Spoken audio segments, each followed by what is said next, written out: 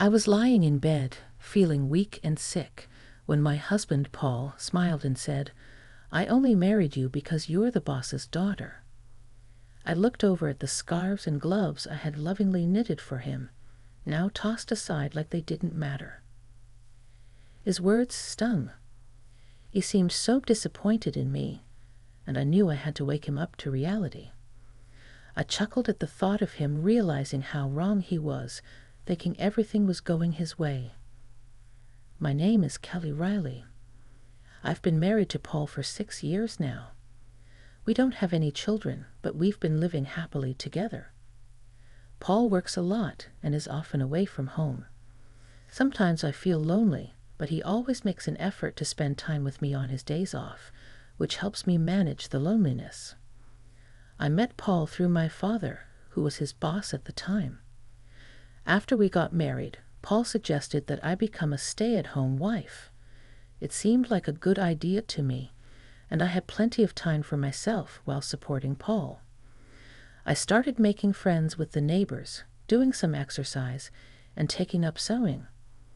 I tried different things to fill my time, but sewing and knitting became my favorite hobbies. Every winter, I would knit scarves and gloves for Paul. My first few attempts weren't great, but I got better with time. Eventually, Paul even told me they were as good as the ones you could buy from a store. Hearing his kind words made me love sewing even more. I dreamed of one day sewing with our future child. When I mentioned it to Paul, he smiled, saying, "Maybe I'll join in and learn when the time comes." It was moments like these that made me feel happy in my life. I'd also made sure to take good care of the house and always spent quality time with Paul when he had days off. Thanks to his good salary, we had a comfortable life, and from the outside, I probably seemed very lucky. I had no complaints and thought we would continue living quietly like this, just the two of us, with hopes for a child in the future. But about 3 years ago, things started to change. One evening, I was waiting for Paul to come home as I always did. Suddenly, I felt dizzy and collapsed. Paul had just returned from work and rushed me to the hospital. When I woke up, I found myself lying in a hospital bed. From the conversation between Paul and the doctor, I learned that my condition wasn't minor and would be something I'd have to deal with for the rest of my life. Thankfully, it wasn't life-threatening, but the doctor warned that it could happen again.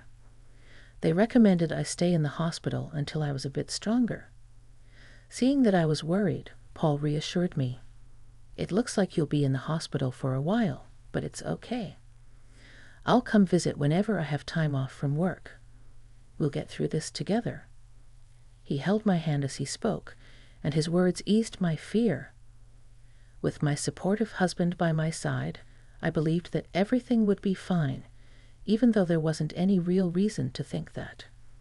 True to his word, Paul visited me almost every day after that. He held my hand, asked me how I was feeling, and tried to keep my spirits up. When I told him the hospital days felt long and boring, he brought me my favorite sewing tools. We would sit together, sewing and chatting about little things that happened during the day. Teaching my clumsy husband how to sew was especially fun, and it made me forget the boredom for a while. These happy moments in the hospital went on for about a year. Last winter, I made him another scarf as part of our yearly tradition.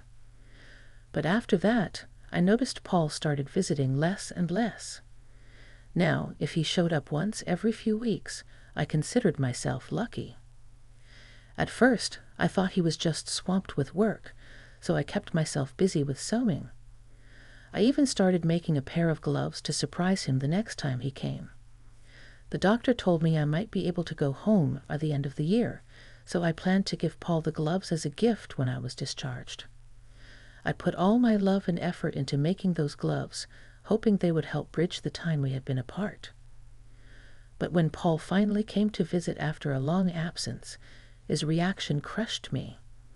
I handed him the gloves, and instead of being happy, he looked at them with cold eyes and said, "Are you still making these? They're just becoming a nuisance now."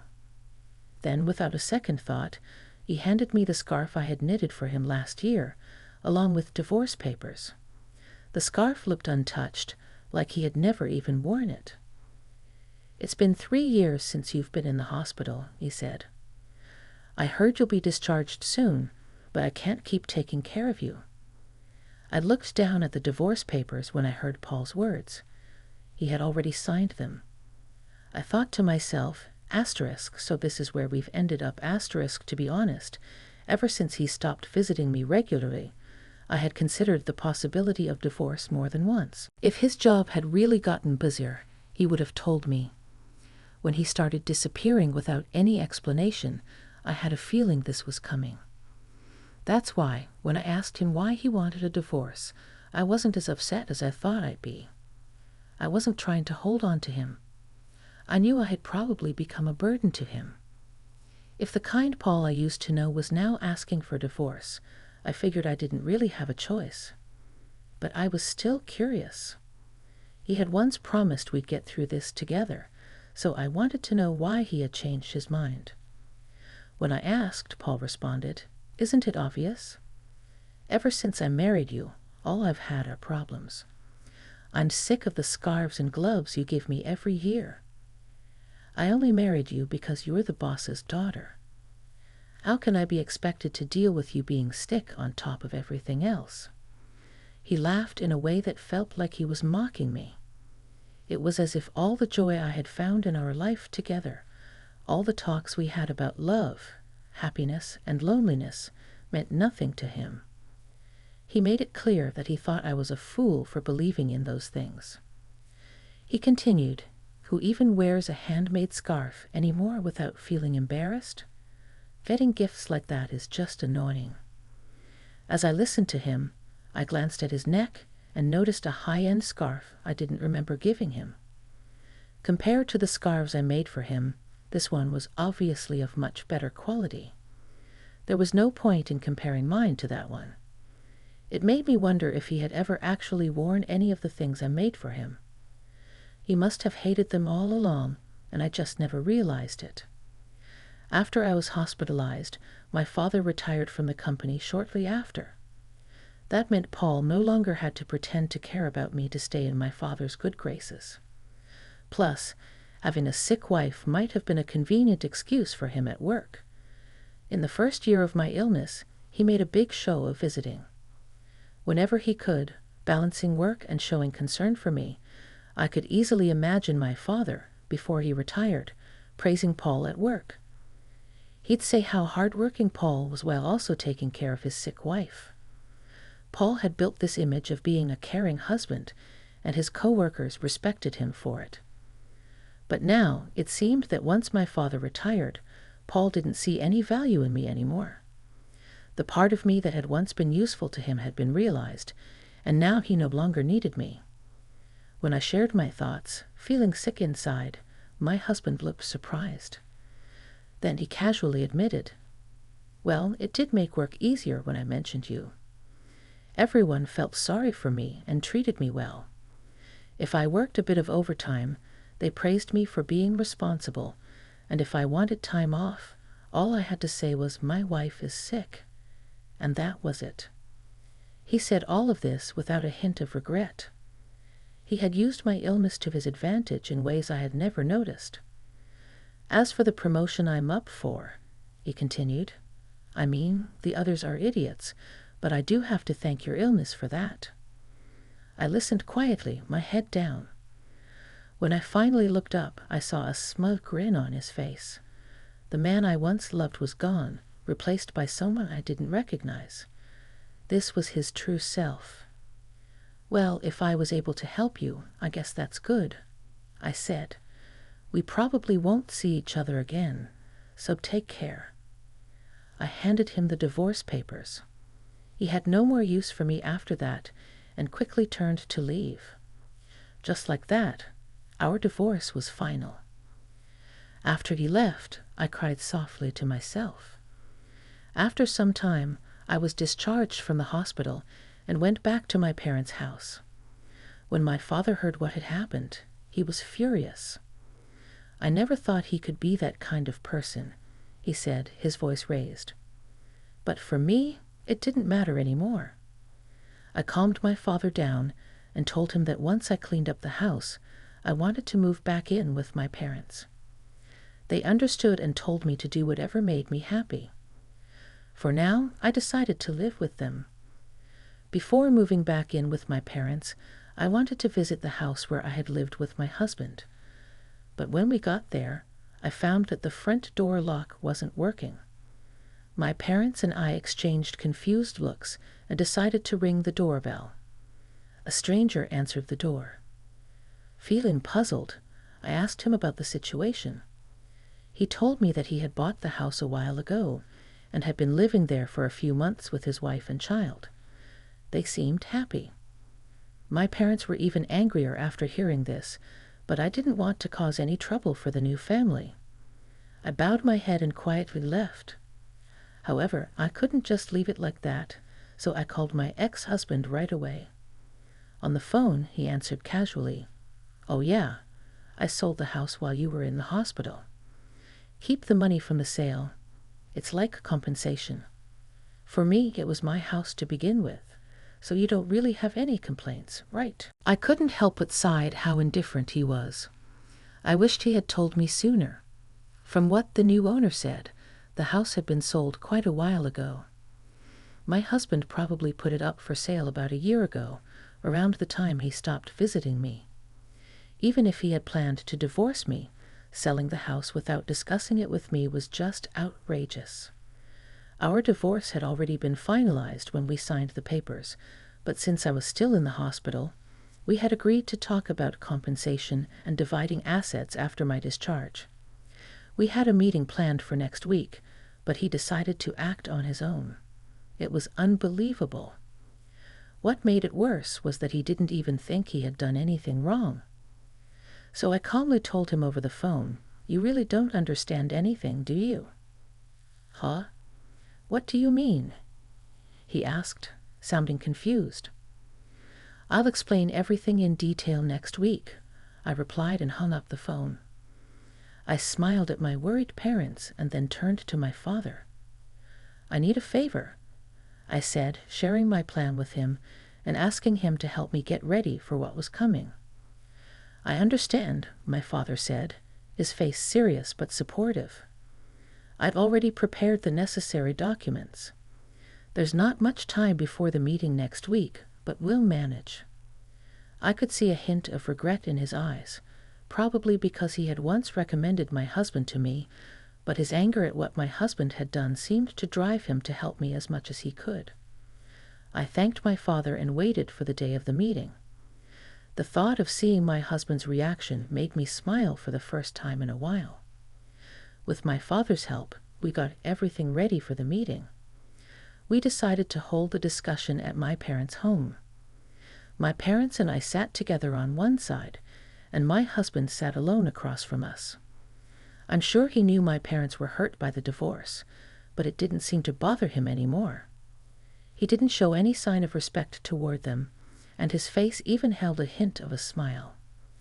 His attitude was arrogant, as if he didn't have anything to worry about. "I'm the victim here," he began, "but I'm not going to ask for too much. The money from the sale of the house will be enough."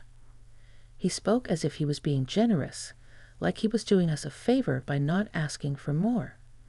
Seeing his smug attitude, my father's face turned red with anger. I gently placed my hand on his to calm him down. There was no need for us to get upset.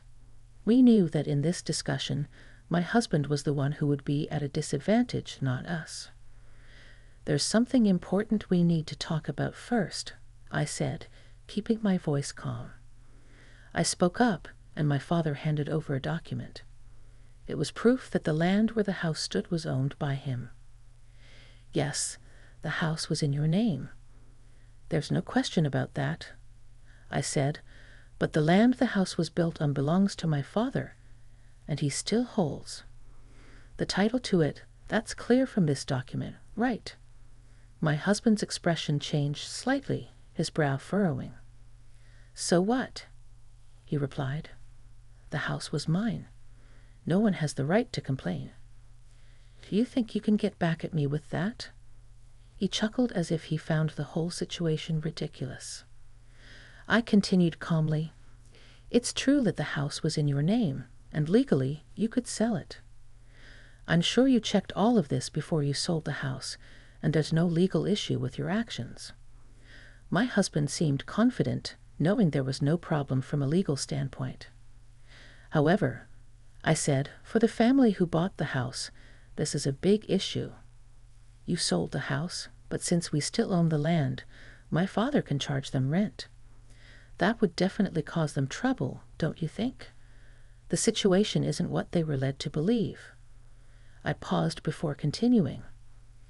"Now, neither my father nor I intend to charge them rent or make them leave, but we also don't plan on just giving away the rights to our land for nothing. In that case, we would sell the land to the family. We wouldn't demand monthly rent, but it would be a problem for us if they didn't buy the land. My father gifted that land to us to live on, not for it to be handed over to strangers." I added, "And if they don't buy it, the family could sue you, as I said. The deal wasn't what they expected." Can you imagine their frustration? They thought they were buying their dream home only to find out the land isn't theirs, and they now have more expenses. After obtaining proof of my father's ownership of the land, we went straight to the new family and explained the situation. Thankfully, they understood and agreed that if there was any trouble, it was the seller's responsibility. If things didn't go well with the negotiations, they made it clear they would sue my husband. When I saw my husband's face turn pale, I knew he finally understood the gravity of the situation. He realized that, no matter what, this was going to cost him a lot of money because of his mistake. In a trembling voice, he asked, "What should I do then?" I smiled and calmly responded, "The family can buy the land from us, making them the full owners of both the house and the land. Then you would have to cover the cost of the land. This way, everything can be settled smoothly, and there would be no need for the family to sue you. Once they own both the house and the land, all the issues will be resolved.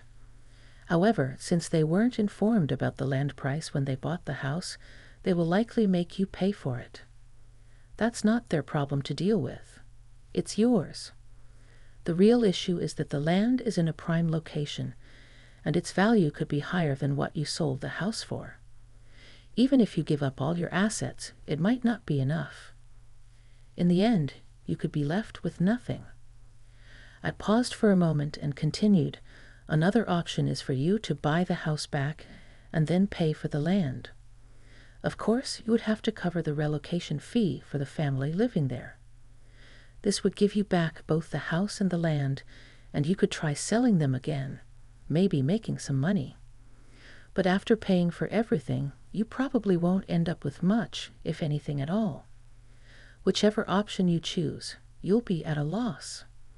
I added, "And let's not forget about alimony. Your actions have caused me a lot of mental distress, and I plan to ask for compensation for that. Keep that in mind." All this time, Paul had used me as a tool to help his career. Now that I understood this, I felt disgusted by everything he had done. I'd also planned to file for damages for the emotional harm he caused me. Even though it might be hard to prove and I might not win, bringing up these issues was important, especially considering the situation he's in now. Paul, now cornered, didn't seem to have the ability to fully process what was happening. It looked like all these things could become his reality soon. My father, seeing the opportunity, added, "Even though I'm retired, I still have many connections at the company. I've been talking to some of my old colleagues, and they've told me what you've been saying about my daughter and how you've treated her. People at work have lost all respect for you, Paul." With a cheerful smile, my father delivered this news, and I could see Paul finally grasping the seriousness of the situation.